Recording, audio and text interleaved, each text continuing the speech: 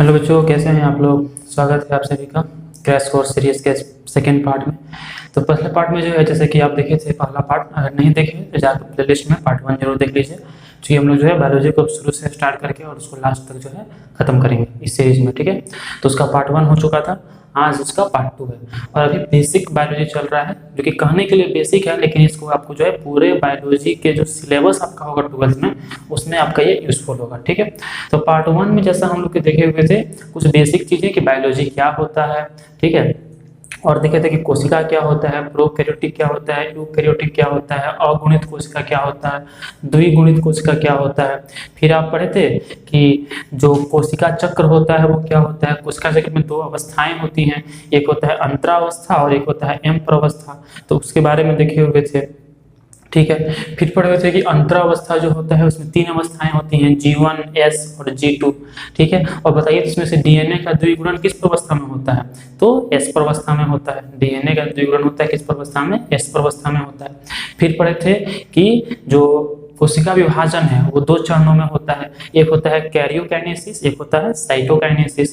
केंद्रक का विभाजन कहलाता है कैरियोकाइनेसिस और कोशिका द्रव्य का विभाजन कहलाता है साइटोकाइनेसिस। तो यहाँ तक बात जो है हम लोग पिछले वीडियो में कर चुके हैं। अगर नहीं देखे हैं वो वीडियो तो शुरू से वीडियो को देखिए, तब आपको पूरा बायोलॉजी जो है कंप्लीट हो जाएगा। पार्ट 1 हो चुका है क्रैश कोर्स सीरीज का, ये आपका पार्ट 2 है, ठीक है। तो आज भी हम लोग बेसिक बात देखेंगे। हम बोले थे कि 2 क्लास बेसिक चलेगा, तो 1 क्लास बेसिक हो चुका है, आज 1 क्लास और बेसिक होगा और इसके बाद हम लोग जो है चैप्टर स्टार्ट कर सकते हैं। तो आज भी इसका बेसिक ही बायोलॉजी चलेगा, जो कि बेसिक बायोलॉजी जो कि आपको इंपॉर्टेंट है।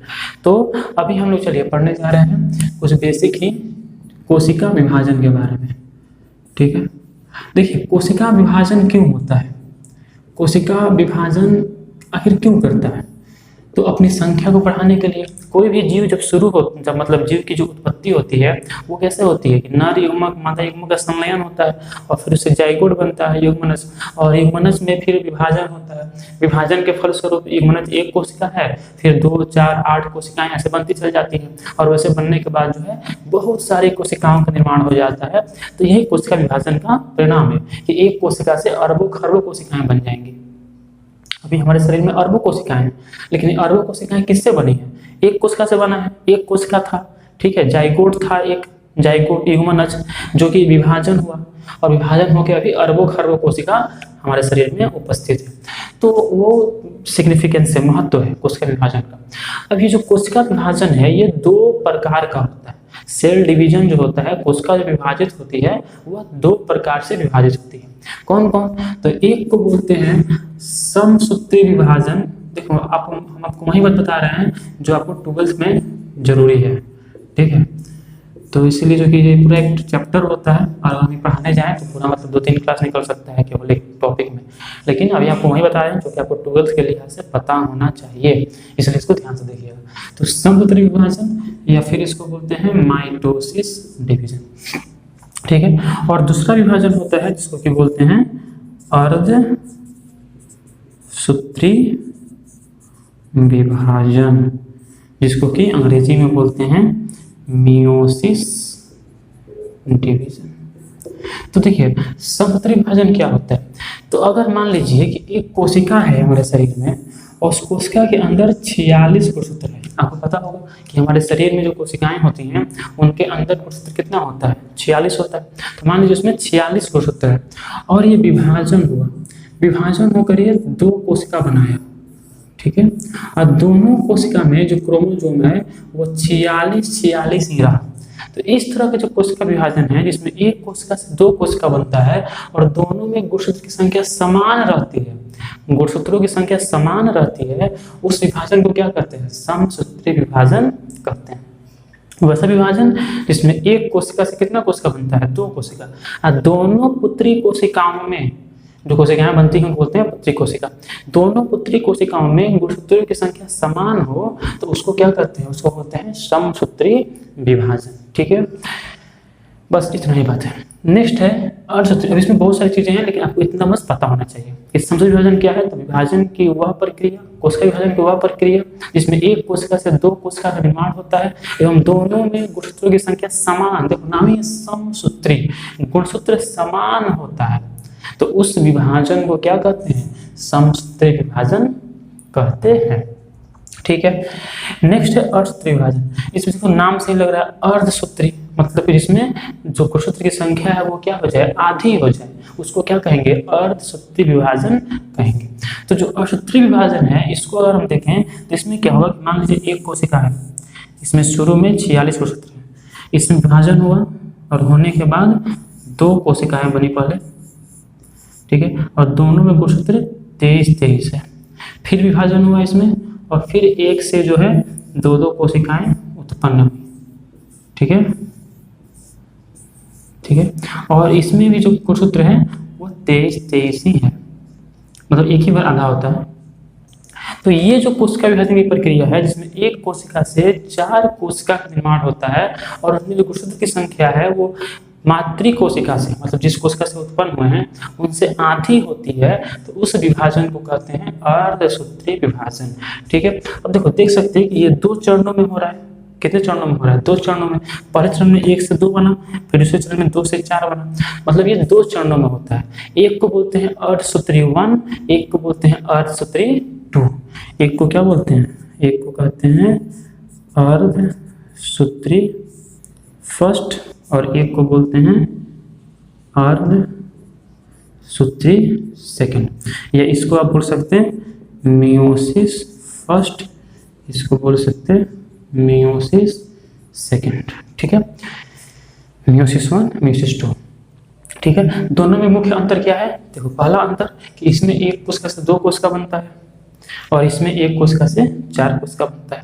दूसरा अंतर कि यह एक ही चरण में होता है, ठीक है, और ये 2 चरणों में होता है।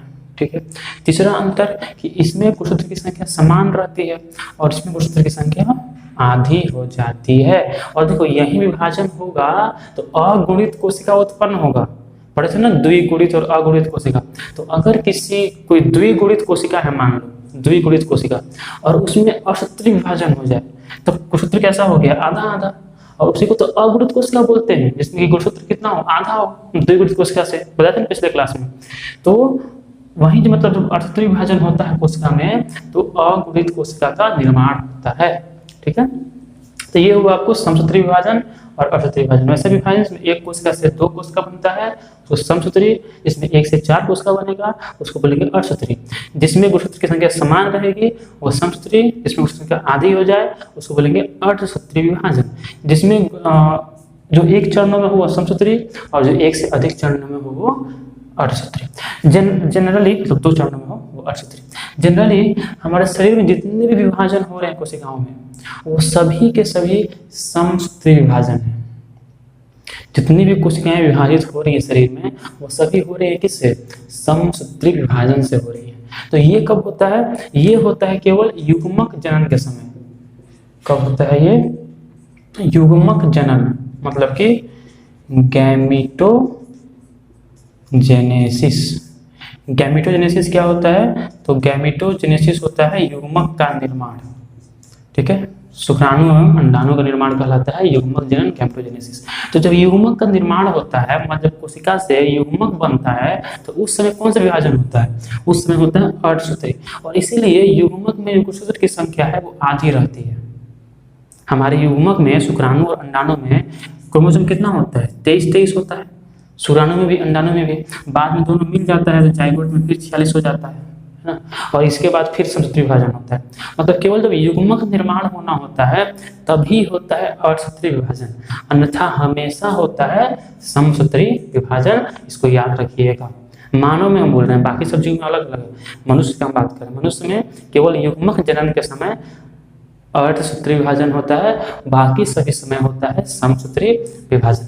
इसका आप स्क्रीनशॉट ले लीजिए।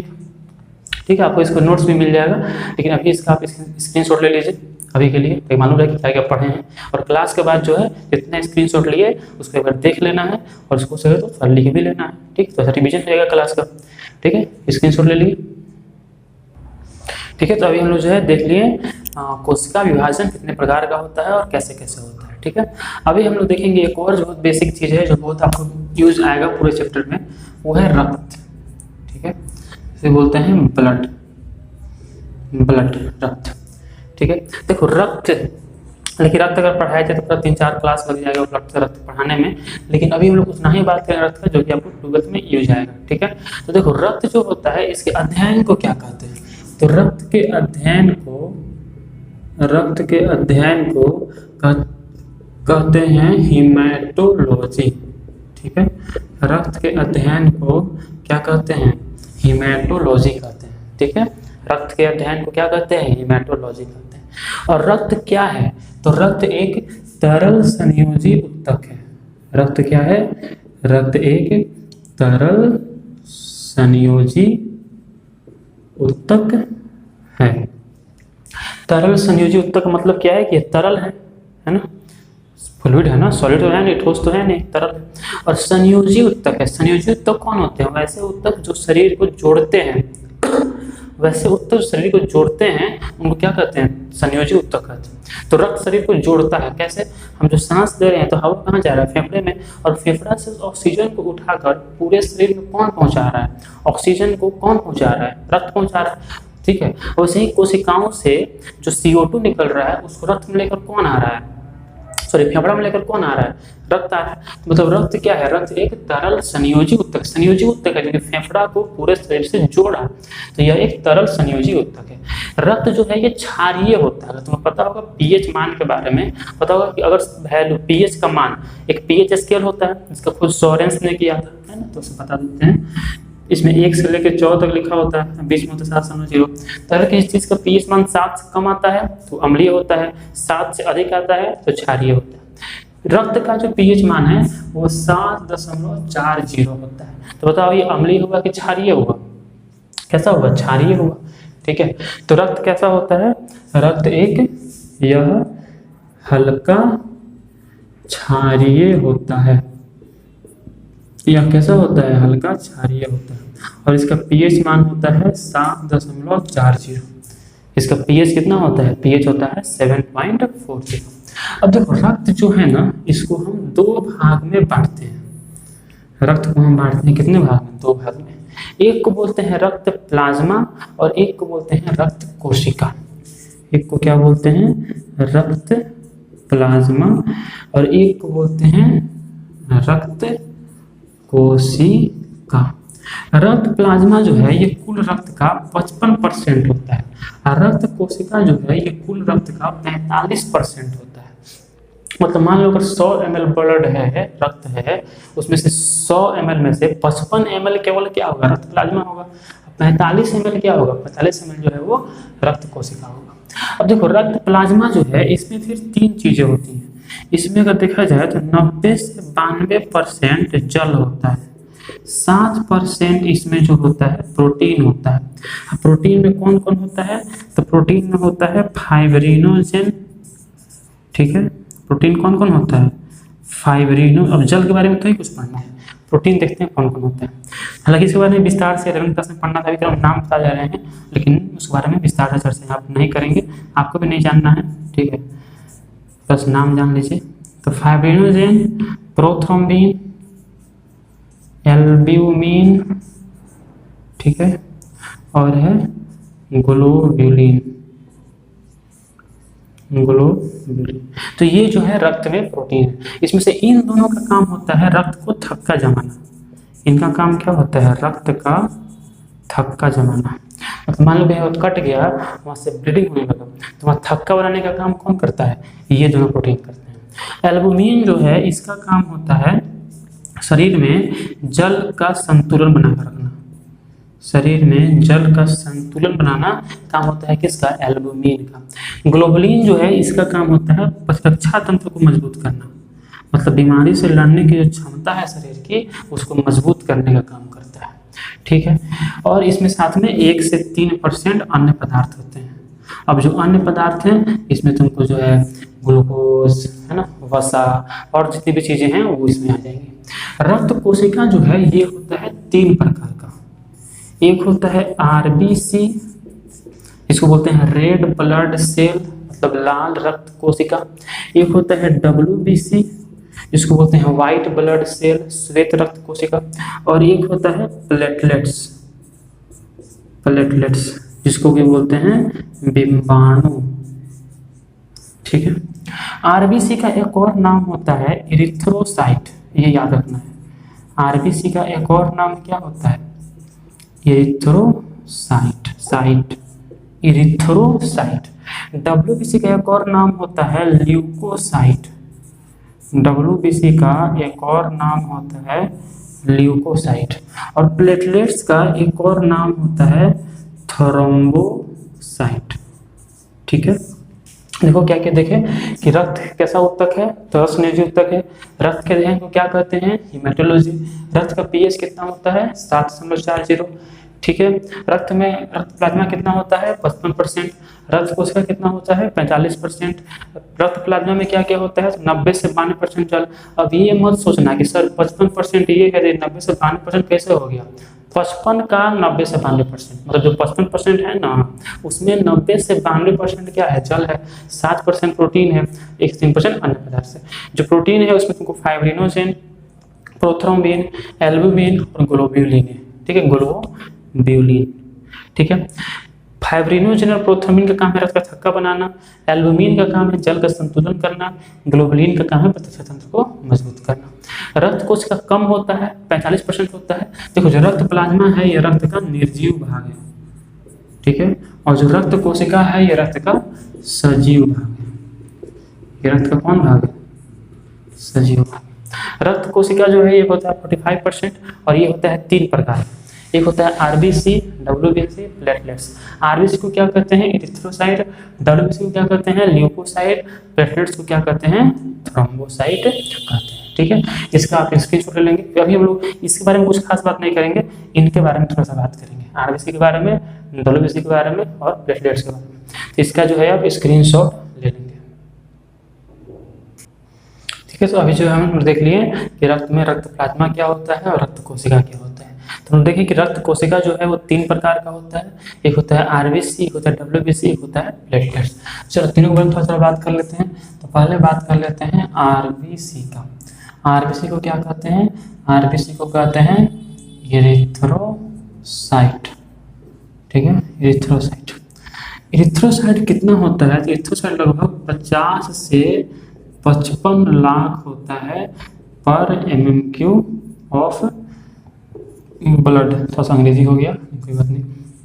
रक्त में 1 घन मिलीमीटर रक्त में, मतलब 1 घन मिलीमीटर जब रक्त लेंगे तो उसमें आरबीसी कितना होता है? 50 से 55 लाख होता है। सबसे ज़्यादा यही होता है। तीनों जो है ना, आरबीसी, डब्ल्यूबीसी, प्लेटलेट्स, उसमें सबसे ज़्यादा कौन सा होता है? तो ध्यान रखना है कि सबसे ज़्यादा जो है वो आरबीसी होता है। कितना होता है? 50 से 55 लाख होता है 1 MMQ रक्त में, 1 घन मिलीमीटर रक्त में। उसके बाद हम बात करें तो आरबीसी जो होता है इसकी जो जीवन अवधि होती है, आरबीसी की जीवन अवधि होती है 120 दिनों की, 120 दिनों की। उसके बाद हम बात करें तो आरबीसी में केंद्रक नहीं होता है। ठीक है, मतलब 120 मतलब क्या होगा? 120 दिन बाद आरबीसी मर जाता है। ठीक है, उसके बाद आरबीसी में केंद्रक, देखो जितनी भी कोशिकाएं होती हैं उनमें केंद्रक पाया जाता है। लेकिन आरबीसी एक ऐसा कोशिका है जिसमें केंद्रक नहीं पाया जाता, केंद्रक विहीन होता है। ठीक है, हालांकि स्तनधारियों में केवल ये बात सही है, मतलब कि इंसान है या फिर कुत्ता, गधा, घोड़ा, बिल्ली, जितना भी स्तनधारी जीव हैं उनमें आरबीसी में केंद्रक नहीं पाया जाता है। लेकिन ऊंट इसका अपवाद है, ऊंट में आरबीसी में केंद्रक पाया जाता है। ठीक है, उसके बाद हम बात करें तो आरबीसी जो होता है, ठीक है, 50 से 55 लाख होता है, जीवन 120 दिनों की होती है, केंद्रक विहीन होता है। और अगर हम देखें तो आरबीसी जो होता है ये एक आरबीसी में लगभग 250 मिलियन, ठीक है, क्या होता है? हीमोग्लोबिन होता है, हीमोग्लोबिन। हीमोग्लोबिन क्या होता है समझते हैं? हीमोग्लोबिन वर्णक होता है, जिसके कारण हमारा रक्त का रंग कैसा होता है? लाल होता है। जैसे कि पेड़ पौधों का रंग हरा क्यों होता है? क्योंकि उसमें क्लोरोफिल पाया जाता है। उसी में रक्त का रंग लाल क्यों होता है? क्योंकि इसमें हीमोग्लोबिन पाया जाता है। तो एक आरबीसी में हीमोग्लोबिन कितना पाया जाता है? 250 मिलियन, मतलब कि 2500 लाख, क्योंकि 1 मिलियन कितना लाख होता है? 10 लाख होता है। तो 250 मिलियन मतलब कितना होगा? 2500 लाख हीमोग्लोबिन पाया जाता है एक आरबीसी में। इसको हम बात करें तो आरबीसी का जो आकार है, ठीक है, आकार नहीं बोलेंगे, माप, जो इसकी साइज है वो होती है 7.0 माइक्रोमीटर। और तुम्हें पता होगा कि 1 माइक्रोमीटर में कितना मीटर होता है, 10 के पावर -6 मीटर। ठीक है, उसके अलावा अगर देखें तो आरबीसी का कब्रिस्तान, तो आरबीसी देखो मरेगा तो मरने के बाद कहीं कहीं जगह जमा रहेगा, तो जहाँ जमा रहेगा उसको क्या बोलेंगे, कब्रिस्तान बोलेंगे। तो आरबीसी का कब्रिस्तान कहा जाता है तिल्ली को, तिल्ली अंग्रेजी में बोलते हैं स्प्लीन। तो स्प्लीन को क्या कहते हैं, आरबीसी का कब्रिस्तान कहते हैं। किसको, स्प्लीन को। ठीक है, जो कि लीवर के पास होता है, यकृत के पास। ठीक है, तो ये हुआ आरबीसी के बारे में कुछ बातें। और अगर बात किया जाए तो आरबीसी जो होता है, ठीक है, अच्छा, एक आरबीसी में होता है कितना, 250 हीमोग्लोबिन, और जो 100 ml रक्त है इसमें लगभग 12 ग्राम, ठीक है, या बोल सकते हैं 12 से 16 ग्राम हीमोग्लोबिन पाया जाता है 100 ml रक्त में। तो ये कुछ बात होगा आरबीसी के बारे में। अब बताइए कि देखो आखिर आरबीसी करता क्या है, आरबीसी का काम क्या है। तो हम जो सांस ले रहे हैं तो हवा कहाँ जा रहा है, फेफड़ा में, और फेफड़ा से उस ऑक्सीजन को कौन उठा रहा है, हीमोग्लोबिन, और वो हीमोग्लोबिन पूरे शरीर में ऑक्सीजन को लेकर जा रहा है। तो हीमोग्लोबिन कहाँ है, आरबीसी में, और यही हीमोग्लोबिन ऑक्सीजन से मिल रहा है, बना रहा है ऑक्सी हीमोग्लोबिन, और फिर ये पूरे शरीर की हर एक कोशिका में गया, वहाँ पर जाकर ऑक्सीजन दे दिया, CO2 मिल लिया, बनाया कार्बोनो हीमोग्लोबिन, उसको फिर लेकर आया फेफड़े में, और फिर उसको हम बाहर निकाल देंगे, फेफड़े से इसको हम बाहर निकालते हैं। तो इस तरह से आरबीसी क्या कर रहा है, शरीर में O2 एवं CO2 का परिवहन कर रहा है। यह क्या कर रहा है, तो लिखेंगे कि यह शरीर में O2 एवं CO2 का क्या करता है, परिवहन करता है। यह शरीर में O2 एवं CO2 का, यह शरीर में O2 एवं CO2 का परिवहन करता है। ठीक है, और अगर देखा जाए तो WBC, ठीक है, या जिसको बोलते हैं ल्यूकोसाइट, WBC को क्या कहते हैं, ल्यूकोसाइट। ये फुल फॉर्म क्या होता है, व्हाइट ब्लड सेल, है ना, श्वेत रक्त कोशिका। तो ल्यूकोसाइट कितना होता है, देखो ये होता है 50 से 55 लाख, और ये होता है 6000 से 8000 पर mm³ ऑफ ब्लड। मतलब 1 mm³ ब्लड में WBC कितना होता है, 6000 से 8000 होता है। WBC में केंद्रक पाया जाता है, और WBC जो होता है इसका काम क्या है, WBC का मुख्य काम बीमारी से लड़ना। हमारे ऊपर जो भी रोगाणु हमला करते हैं तो उससे लड़ने का जो मेन काम है वो करता है WBC। और ये आपको पढ़ने को भी मिलेगा, जब पढ़ेंगे चैप्टर मानव स्वास्थ्य हम लोग, तो वहाँ पर ये पढ़ने को भी मिलेगा इसके बारे में, कैसे ये लड़ता है, कैसे बीमारी से लड़ता है उसके बारे में। WBC का काम क्या है कि यह रोगाणुओं को, या रोगाणुओं से लड़ता है। ठीक है, और अगर हम देखें तो WBC के प्रकार, ठीक है, यही मेन बात है जब बहुत काम आएगा 12th में। WBC के प्रकार, ल्यूकोसाइट के प्रकार, तो इसके 2 प्रकार होते हैं। एक को बोलते हैं ग्रेनुलोसाइट, मतलब कि कर्णिका में WBC, और एक को बोलते हैं कर्णिका विहीन WBC। ठीक है, अंग्रेजी में इसको बोलते हैं ग्रेनुलोसाइट, और इसको बोलते हैं अग्रेनुलोसाइट। मतलब WBC 2 प्रकार के होते हैं। कुछ WBC ऐसे होते हैं जिनमें छोटी छोटी कणिकाएं पाई जाती हैं, है ना, WBC के अंदर छोटी छोटी कणिकाएं पाई जाती हैं, उनको बोलते हैं कणिका में WBC। और कुछ ऐसे WBC होते हैं जिनमें ये कणिकाएं नहीं पाई जाती हैं, उनको कहते हैं कणिका विहीन WBC। जो कणिका में WBC है ये होते हैं फिर 3 प्रकार के। एक को बोलते हैं बेसोफिल, एक को बोलते हैं इजिनोफिल, बेसोफिल, इजिनोफिल, और एक को बोलते हैं न्यूट्रोफिल। बेसोफिल जो होता है ये 0.5 से 1% होता है कुल WBC का। इजिनोफिल जो होता है ये 1 से 5% होता है कुल WBC का। न्यूट्रोफिल जो होता है ये 60 से 65% होता है कुल WBC का। ठीक है। कणिका विहीन डब्ल्यूबीसी जो है ये होता है फिर दो प्रकार का, एक होता है लिम्फोसाइट और एक होता है मोनोसाइट। एक होता है लिम्फोसाइट और एक कौन होता है मोनोसाइट। लिम्फोसाइट जो है ये होता है फिर दो प्रकार का, एक को बोलते हैं बी लिम्फोसाइट और एक को बोलते हैं टी लिम्फोसाइट। मोनोसाइट होता है तुमको 10 से 20% और लिम्फोसाइट होता है 20 से 40% कुल डब्ल्यूबीसी का। और लिम्फोसाइट के दो तरह का, बी लिम्फोसाइट और टी लिम्फोसाइट, यही मेन चीज है। ठीक है, आपको मेन चीज पढ़ने को ही मिलेगा बी लिम्फोसाइट और टी लिम्फोसाइट के बारे में। एक फिर से देख लो, डब्ल्यूबीसी कितना होता है 6000 से 8000। डब्ल्यूबीसी का क्या काम है, रोगाणु से लड़ना। ठीक है, फिर डब्ल्यूबीसी का साइज कितना होता है, तो इसका साइज जो होता है वो लगभग बोल सकते हैं कि 12 से 20 माइक्रोमीटर का होता है।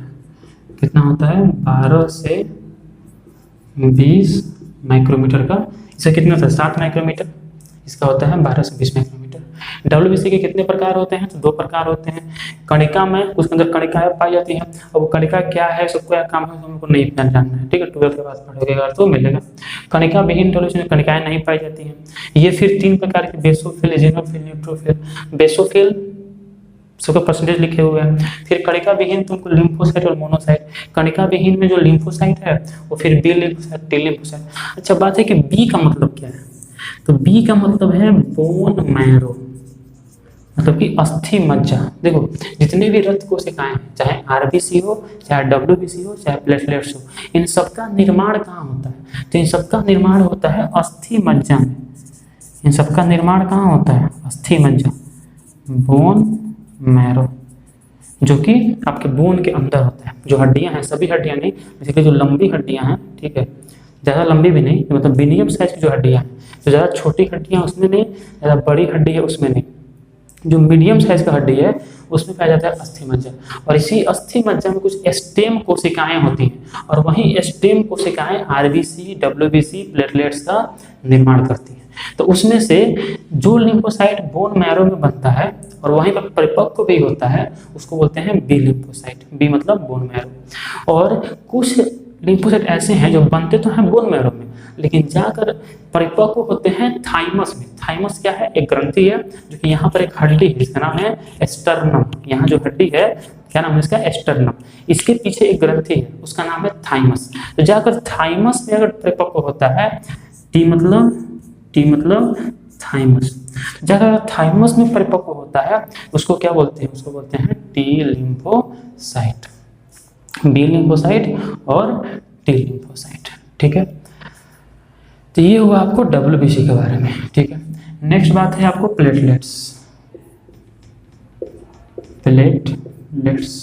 जिसको कि बोलते हैं बिंबाणु। क्या बोलते हैं इसको, बिंबाणु बोलते हैं। प्लेटलेट्स या बिंबाणु जो है, अगर इसको हम देखें तो ये कितना होता है, ये होता है 1,50,000 से 3,50,000 पर mm³ ऑफ ब्लड। मतलब एक घन मिलीमीटर रक्त में प्लेटलेट्स कितना होता है, 3,50,000 से, मतलब 1,50,000 से 3,50,000 तक होता है। ठीक है, फिर अगर हम देखें तो प्लेटलेट्स जो होता है, ये देखो ये खुद एक कोशिका नहीं है, बल्कि जो अस्थि मज्जा है बोन मैरो, वहां पर कोशिका होता है जिसका नाम होता है मेगाकैरियोसाइट। क्या नाम होता है उसका, मेगाकैरियोसाइट। इसी के टूटने से प्लेटलेट्स बनता है। मेगाकैरियोसाइट के टूटने से क्या बनता है, प्लेटलेट्स बनता है। इसलिए इसको हम कोशिका नहीं मानते हैं, इसको हम कोशिका का टुकड़ा मानते हैं। ठीक है, और प्लेटलेट्स का जो साइज होता है ये होता है आपको 2 से 3 माइक्रोमीटर। प्लेटलेट्स का जो साइज, जो माप होता है वो कितना होता है, 2 से 3 माइक्रोमीटर का होता है। और प्लेटलेट्स का काम क्या है, तो जब भी रक्त का थक्का बनता है, मतलब रक्त अगर बहना शुरू हो जाता है तो वहाँ का थक्का बना लेता है और रक्त को बहने से रोकता है। मतलब कि यह रक्त का थक्का बनाने का कार्य करता है। ये क्या करता है? रक्त का थक्का बनाने का कार्य करता है कौन? प्लेटलेट्स। तो ये सारी बातें हुई आपको तीनों कोशिकाओं के बारे में। तीनों कोशिकाएं कहाँ बनती हैं? तो तीनों कोशिकाएं बनती हैं आपको अस्थि मज्जा में, बोन मैरो। ठीक है। आरबीसी का एक और नाम क्या है? एरिथ्रोसाइट। डब्ल्यूबीसी का क्या है? ल्यूकोसाइट। प्लेटलेट्स का क्या है? बिंबाणु। ठीक है। फिर देखें कि आरबीसी सबसे ज्यादा होता है, जीवन अवधि 120 दिन। इसका जीवन अवधि होता है 2 से 3 सप्ताह, 2 से 3 सप्ताह। और इसका साइज होता है 2 से 3 माइक्रोमीटर। तो देखो इसका साइज इससे छोटा है, लेकिन फिर भी सबसे छोटा कोशिका हम मानते हैं आरबीसी को। क्यों? क्योंकि आरबीसी कोशिका है, प्लेटलेट्स कोशिका नहीं है। प्लेटलेट्स केवल कोशिका का एक टुकड़ा है। ठीक है। फिर एक आरबीसी में इतना हीमोग्लोबिन होता है, कब्रिस्तान तेली को कहते हैं। और सभी बनते कहाँ हैं? सब बनते हैं अस्थि मज्जा में।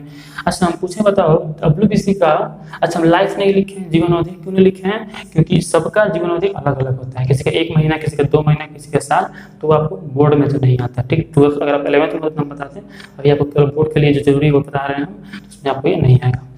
ठीक है। अगर पूछा जाए कि इनमें से सबसे ज्यादा कौन सा डब्ल्यूबीसी पाया जाता है, आता है ऑब्जेक्टिव में आएगा कि इनमें से सबसे अधिक मात्रा में कौन सा डब्ल्यूबीसी होगा, तो कौन होगा?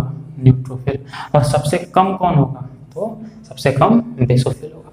इसका आप स्क्रीनशॉट ले लीजिए, इसका स्क्रीनशॉट।